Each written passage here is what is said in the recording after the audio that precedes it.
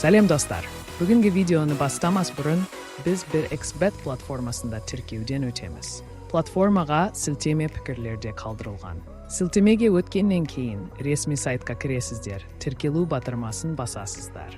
Тіркеу өрісінде өз еліңізді және ел валютаңызды таңдап, экранда көрсетілген промокодты енгізесіздер. Бонусты таңдағаннан кейін верификациядан өтіп, алғашқы депозит жасаған соң сіздің шотыңызға бонус қаражаты түседі.